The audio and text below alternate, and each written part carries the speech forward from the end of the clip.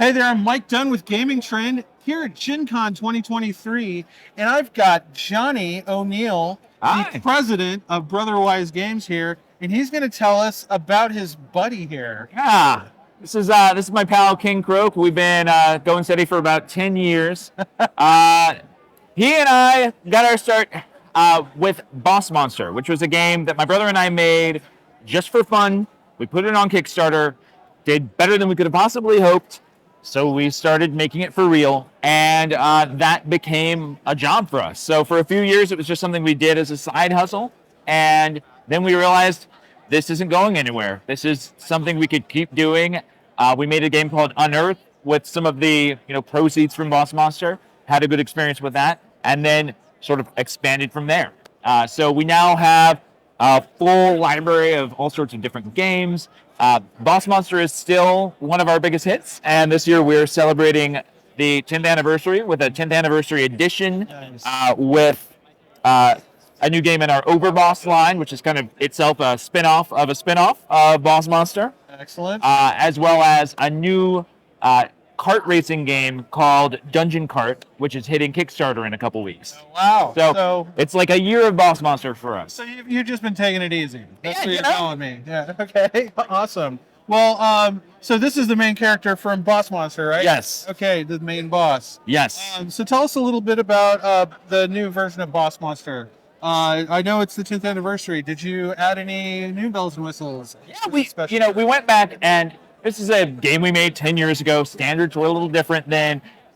Like I said, we sort of did it for fun, and we wanted to bring the original kind of up to the level of the subsequent Boss Monsters we've done. So we rebalanced the decks, we rewrote the rules, we put in about 15 new cards, took out a couple of cards that created less fun situations, and overall we think it's the perfect way to bring any new player into Boss Monster. And we've had plenty of existing fans who picked it up, but if you don't want to buy a whole new game for 15 new cards, you could get a little pack of it on drive-through cards as well. But it's more about bringing new people in.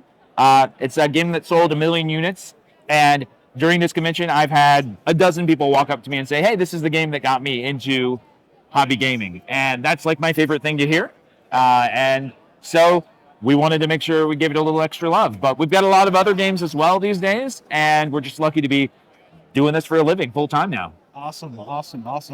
Well, let's talk about the spin-off, the Overboss. Yeah. You got a new version of it, Overboss Duel. Tell us a little bit about that. So the original Overboss came out a couple years ago. It was designed by the Pacific Northwest group of guys and gals that have worked on, Cascadia and Calico and Verdant and a number of tile laying games that are often dual-layered tile laying games, all different spins on that. Right. And what I love about Overboss is it's a game you can play with anybody. You can play with a kid, you can play with somebody who's a complete non-gamer, and they get it. And it's a very fun game. Can you play with your pets? You can try. Okay. All right. I've got a really smart cat. Maybe I'll give it a shot. The cats usually just knock it off the table, but what we did with Overboss Duel was we sort of leveled up the play. We made it, a dual game, and so while this works as an expansion for the original, and the original can be mixed into this as much as you want, we really focused on delivering an awesome standalone experience. This game's only $30, $25 here at the con, and in this, you've got one shared board. So as opposed to the more civilized, I'm just tending my own garden kind of situation with the original Overboss, in this, you're actually pushing and pulling tiles to and from the other sides of the board. You can play tiles that you don't think your opponent would like on their side of the board. Play a town on their side, make some heroes pop up, and that just makes the game more devious, more clever, and people who've been checking it out really love it. So It happens. no worries. Yeah. Very cool.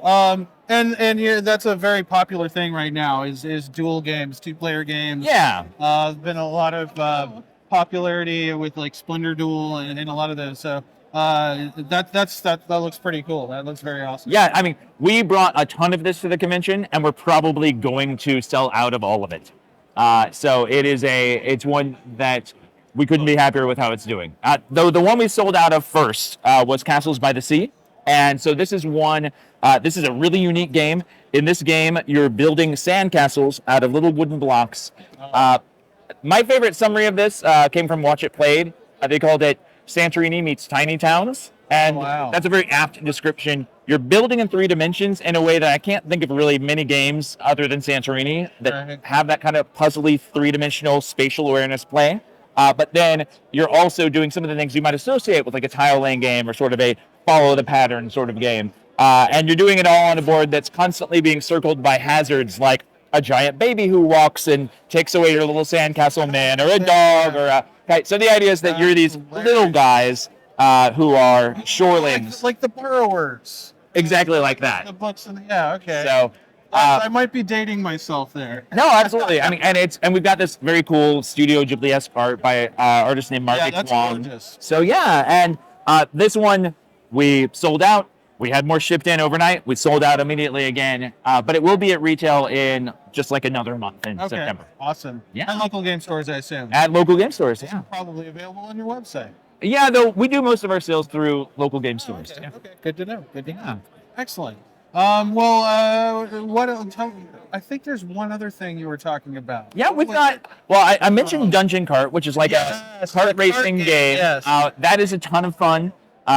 And we've got Empire's End by John D. Clare, which is a civilization-themed reverse bidding game. We've got a whole segment of games based on the Stormlight Archive by Brandon Sanderson, Right. which is a huge thing for us. I'm working on an RPG that we're gonna reveal next year. So we've got a lot going on. It's been 10 really good years, but it's never been better than it is right now. That's awesome. Well, fantastic. Well, thanks a lot. Yeah, Jimmy. thanks And, for coming out. We'll be definitely bringing you more from Brotherwise. I know especially the cart game is probably going to be hugely popular with our audience. Yeah. I know Boss Monster certainly is because we cover video games too, right? Yeah, and I think a lot of us who are in this hobby are people who grew up with the video games, and then maybe video games are still part of our life now, but being able to sit down at the table with our friends and play through something in a couple of hours instead of playing like a 100-hour game or fighting against 13-year-olds online. You know, it's just, Yeah. that's part of what I love about tabletop. Well, and So, my son always bemoans the loss of like being able to sit on the couch with his buddies, Yeah. play a game. And I'm like, well, we have this thing called board games. just sit around a Kind table. of the same thing. So, but that's good to know. Awesome. Well, thanks again, All right. Kenny. Thank you.